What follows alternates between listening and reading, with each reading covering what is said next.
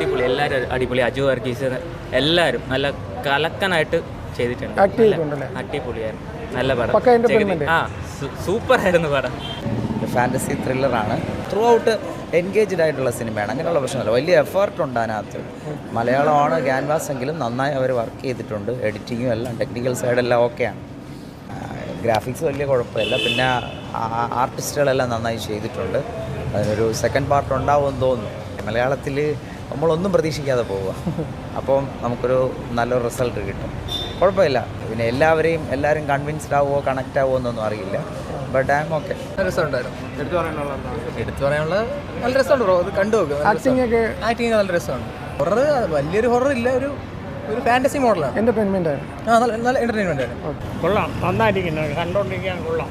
എടുത്തു പറയാൻ സ്റ്റോറി നല്ല അടിപൊളിയാണ്. വില്ലൻ വരുന്ന സീനൊക്കെ ഉണ്ട്, അതൊക്കെ നല്ല അടിപൊളിയായിട്ട് ചെയ്തിട്ടുണ്ട്. മ്യൂസിക് ഒരു രക്ഷയില്ല, അടിപൊളി.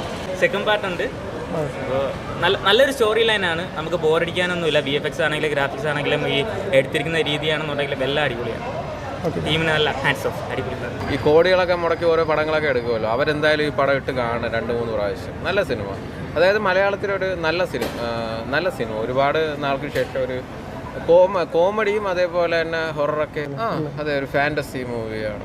എന്തായാലും എനിക്ക് എടുത്തു പറയാനുള്ളതെന്ന് വെച്ചാൽ ഗ്രാഫിക്സൊക്കെ അവർ നല്ല രീതിക്ക് ചെയ്തിട്ടുണ്ട്. നല്ല രീതിയിൽ പൈസ അവർ പൊടിച്ച് ചെയ്തേക്കുന്ന പടമാണ്.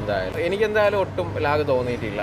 അതായത് നമുക്ക് സുഖമായിട്ട് ഉറങ്ങാതെ ഇരുന്ന് ഈ പടം കാണാൻ പറ്റും.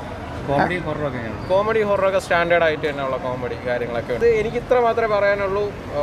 ഒരു നല്ല പടത്തെ നിങ്ങൾ ആരും കൊല്ലാതിരിക്കുക, വന്ന് കാണുക, എല്ലാവരും വന്ന് കാണുക, വിജയിപ്പിക്കുക. കണ്ടിരിക്കാം, നല്ല പടം, എൻജോയ് ചെയ്ത്.